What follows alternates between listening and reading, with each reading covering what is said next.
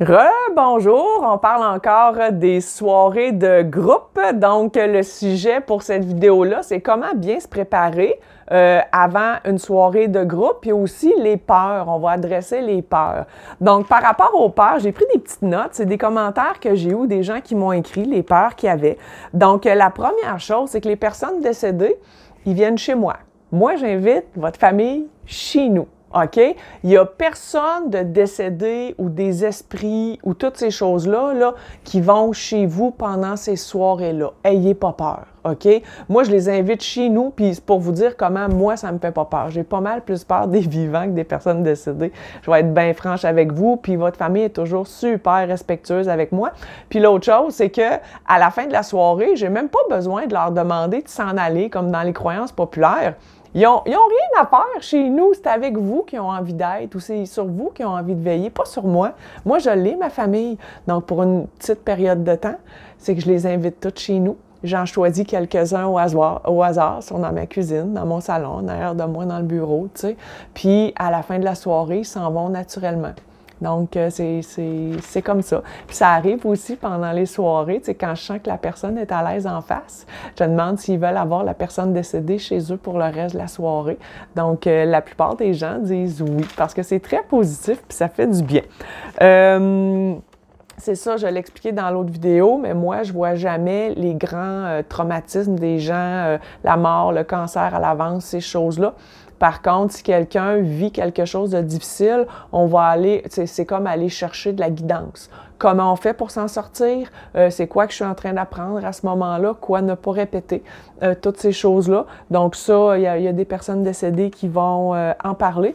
Puis en réalité, supposons qu'ils parleraient de quelque chose de moins beau, c'est pour que vous l'évitiez. C'est exemple, des fois, ils vont dire un ado vient d'avoir son permis de conduire, il faut qu'il lève la pédale, il va trop vite. OK? Donc, c'est pour éviter les choses. Puis, je vais regarder ma petite feuille.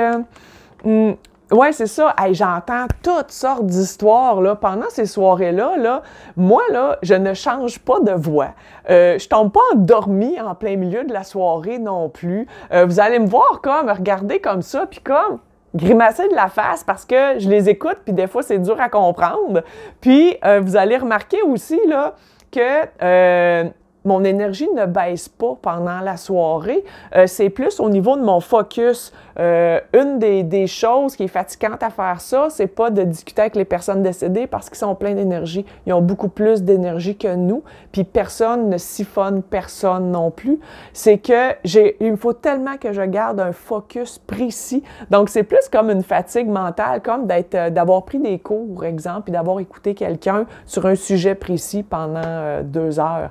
Donc, c'est vraiment au niveau du focus, mais c'est pas vrai que c'est fatigant que de parler aux personnes décédées. C'est pas vrai qu'ils utilisent notre énergie non plus, c'est le contraire. Moi, quand je finis une soirée comme ça, j'ai l'impression d'avoir bu 12 cafés, mais d'être un peu comme fatigué de la tête. Tu sais, comme après avoir fait 8 heures de route, là, tu sais, on boit du Tim Hortons, là, mais on est hâte d'arriver chez nous, puis on est trop fatigué pour dormir. Fait que c'est comme d'être réveillé puis d'être fatigué en même temps, là. Ouais, donc c'est ça. Puis par rapport à j'ai dit que je parlerais des peurs et que je parlerais, juste un moment, comment se préparer à la soirée. Donc, pour ceux qui sont nerveux pour le côté informatique, OK, parce que vous n'avez jamais participé à un Zoom avant, OK? L'important, c'est que vous soyez inscrit sur Zoom. Tu sais, c'est quand vous allez sur Zoom, vous tapez s'inscrire gratuitement, vous rentrez votre adresse courriel, votre mot de passe, puis vous êtes inscrit, OK? Fait que allez voir si vous êtes pré-inscrit, sinon inscrivez-vous. C'est super important. Ensuite de ça, 30 minutes pas avant, parce qu'Eventbrite n'ouvre pas la soirée avant ça, mais à 6h30 exact, essayez de vous loguer. Donc, vous allez voir tout de suite si votre lien fonctionne, si vous retrouvez votre lien aussi. On a souvent des courriels que les gens ont perdu le lien. Donc, ça vous donne 30 minutes pour nous écrire, puis que nous, on puisse vous renvoyer le lien ou qu'on vous aide à vous connecter si c'est votre première fois sur Zoom. L'autre chose, pour vous préparer émotivement, OK? Les personnes décédées, par rapport à la communication, c'est moi qui le gère. Vous n'avez pas besoin de faire des grandes incantations, de vous mettre de bonne humeur, d'élever votre fréquence. C'est mon rôle à moi. Je suis 100% responsable de ça. Donc, ce n'est pas une obligation, mais ça va vous faire du bien. Donc, si vous voulez faire une méditation, un moment présent avant, puis un moment présent, ça peut être juste de boire un verre d'eau sans aucun appareil autour, puis d'être présent. Pour les gens qui veulent sortir des objets qui appartiennent aux personnes décédées, vous pouvez le faire. Moi, par contre, je ne veux pas les voir dans l'écran. C'est super important. OK? Il y a plusieurs raisons à ça. Je ne veux juste pas les voir. Si vous êtes sélectionné, vous pouvez les sortir après, quand on a confirmé que la personne est bel et bien pour vous, puis c'est un membre, une des personnes dans votre entourage. Mais vous ne les sortez pas avant. Le bienfait de ça, pendant que vous sortez ces objets-là, là, vous allez avoir plein de souvenirs. Puis la manière qu'ils nous entendent, ils nous entendent dans nos pensées, c'est comme de la télépathie. Vous allez voir, moi, c'est la manière que je leur parle, c'est dans ma tête. Des fois, j'essaie de le faire à voix haute pour que les gens voient comment ça fonctionne. Mais vous allez penser à eux, vous allez « Oh, Régent, nanana, oh, papy, nanana ». Puis quand vous dites leur nom dans votre tête, puis vous pensez, vous n'avez pas besoin de penser à des choses positives, mais juste mentionner leur nom, c'est comme les appeler au téléphone, puis leur énergie est là. Donc, l'avantage de sortir des objets ou des photos, c'est ça.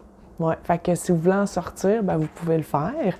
Vous pouvez, moi, je vous suggère aussi, pendant les soirées, des fois, vous voulez absolument votre père, absolument votre mère, absolument votre enfant, tu sais, mais ces gens-là sont tous accompagnés de d'autres gens de l'autre côté. Ça se peut que ce soit l'autre personne à côté qui vienne. Donc, moi, ce que je vous suggère, vu que ce n'est pas une session privée, vous prenez une feuille de papier, notez tous les gens décédés que vous avez connus. Pas proches, pas juste de sang. Si vous avez des familles, des amis de secondaire, des amis de vos enfants qui sont décédés, des tantes, des oncles, écrivez tout le monde, parce que c'est arrivé dans certaines soirées que la personne décédée, c'était la tante de quelqu'un, c'était la sœur de sa mère, puis elle disait qu'elle était avec une autre femme qui était la mère de la personne, OK? Sauf que la manière que la tante se décrivait, la personne, elle voulait tellement sa mère, elle cherchait tellement sa mère, ben non, c'est pas ma mère, c'était sa tante, puis elle venait parler de sa mère. Donc, c'est important d'ouvrir de s'ouvrir en dedans, de s'ouvrir le cœur, que ce soit pas juste la personne à qui on veut parler qui vienne. Puis ils ont toujours des belles choses à dire. Donc, ben là-dessus, si vous avez des questions, n'hésitez pas pour écrire. Venez voir ma page Facebook, puis on se voit à la soirée de groupe. Bye!